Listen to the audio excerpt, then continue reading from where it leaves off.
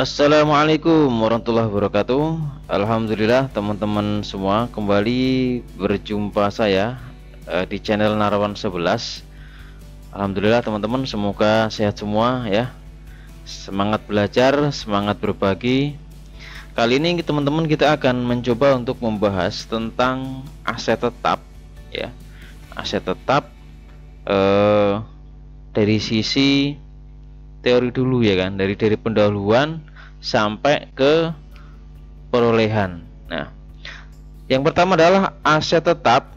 Kita ketahui bersama aset tetap ini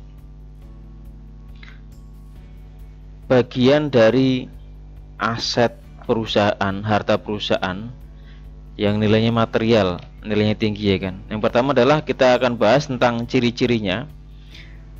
Aset tetap mempunyai ciri-ciri.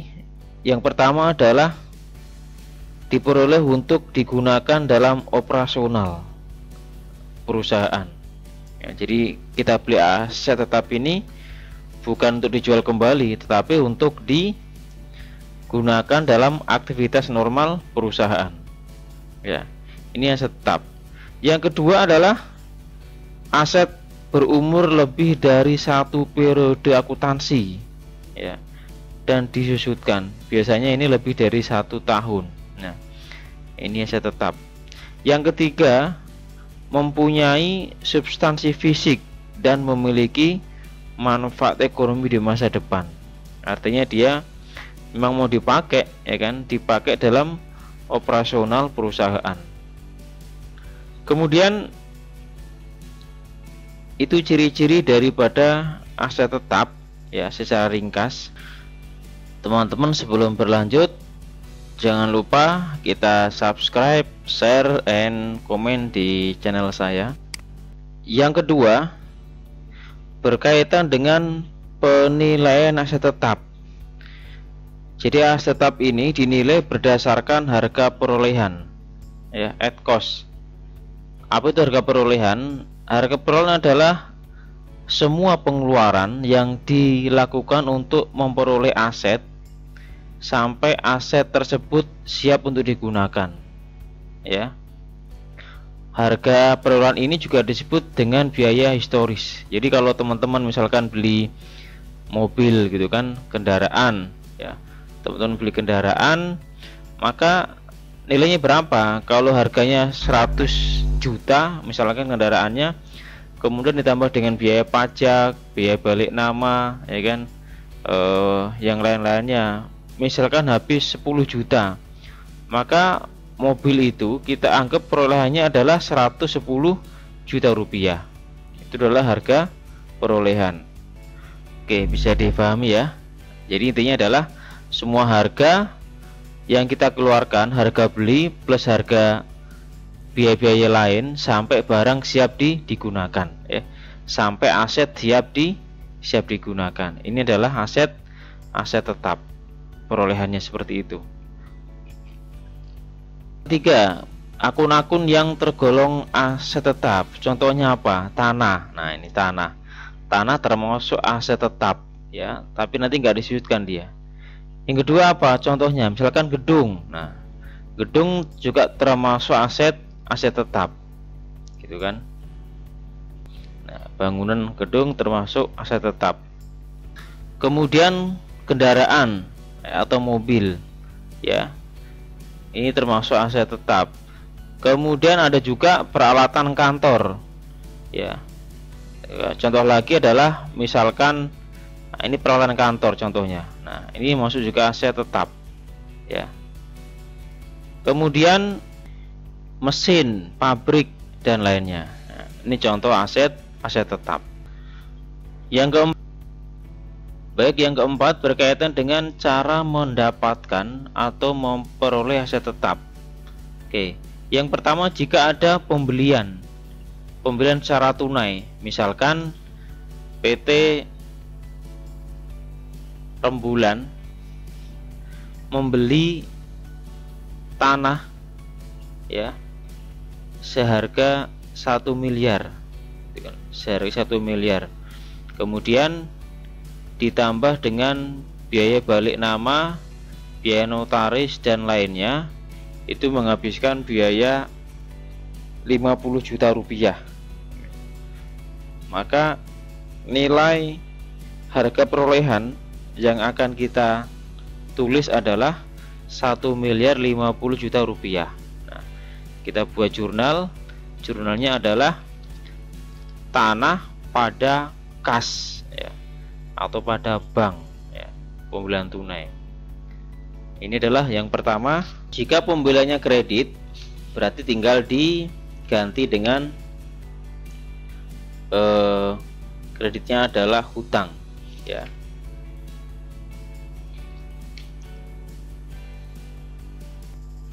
Berikutnya cara perolehan yang kedua adalah dengan menerbitkan saham. Contoh nih, tanggal 1 Mei 2018 perusahaan membeli tanah dengan mengeluarkan saham sebanyak 5.000 lembar. Nilai parinya adalah 10.000 per lembar misalkan. Oke, nilai parinya adalah 100.000 per lembar. Jadi per lembar sahamnya adalah 100.000. Yang mempunyai harga pasar wajar saham, jadi nilai parinya sih 100.000 rupiah, tetapi harga wajar sahamnya hanya 9.000 rupiah, 90.000 rupiah maksudnya. Misalkan perusahaan pada tanggal 1 Mei 2020 membeli tanah dengan mengeluarkan saham sebanyak 5.000 lembar. 5.000 lembar, di mana nilai pari di sahamnya itu adalah satu lembarnya sebesar 100.000 rupiah. Tetapi harga pasarnya, harga pasar wajarnya ini hanya 90.000 rupiah. Nah, maka kita hitung sebagai berikut. Pertama, untuk nilai nominal saham, berarti kita kalikan 5.000 lembar dikali dengan 100.000 ya. 5.000 lembar dikalikan dengan 100.000 yaitu 500 juta rupiah. Ya, ini adalah untuk nominal saham.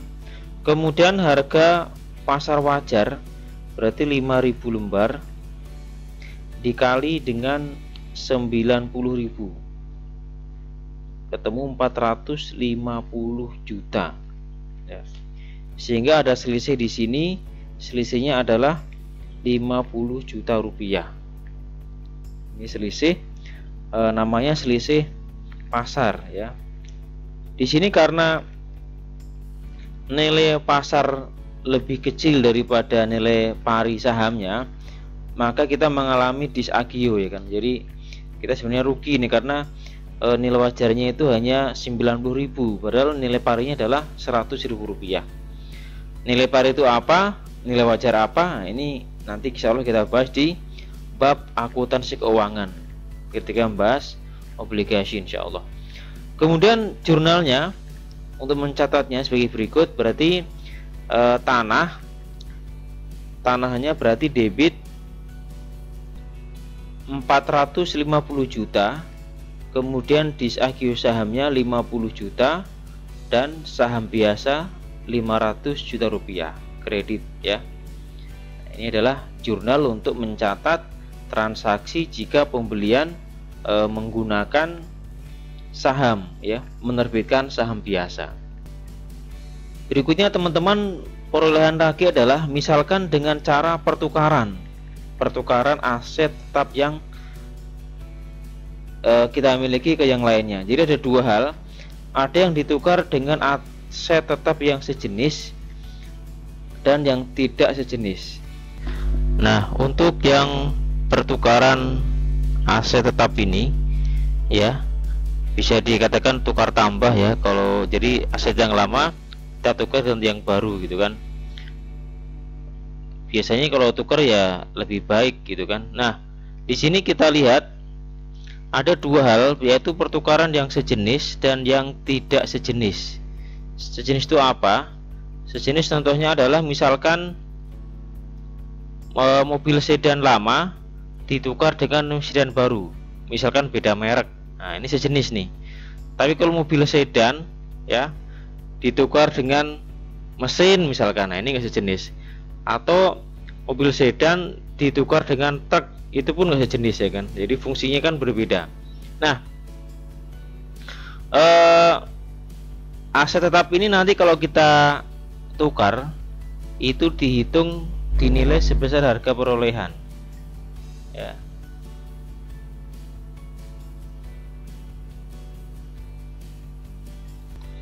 Baik, contoh yang pertukaran sejenis ini misalkan mesin ya, harga perolehannya adalah 70 juta rupiah dan telah disusutkan besar 46 juta ya, 46 juta rupiah.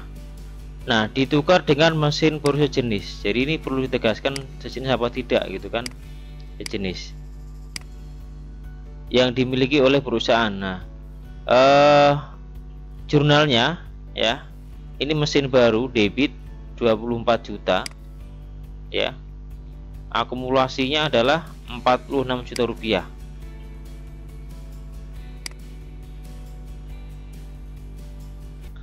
Akumulasinya 46 juta ya di sini ya, seperti di sini.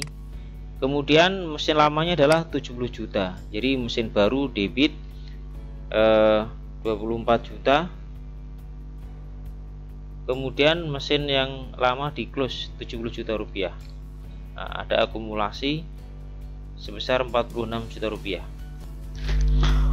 Nah, teman-teman, berikutnya adalah aset tetap juga bisa beroleh dengan cara membangun sendiri. Jadi misalkan perusahaan membuat pabrik sendiri ya, udah punya tanah, bikin gedung sendiri ya, kemudian bangun sendiri. Ini nanti akunnya apa? Akunnya ketika kita masih dalam proses ya, maka kita muncul di aset tetap tuh.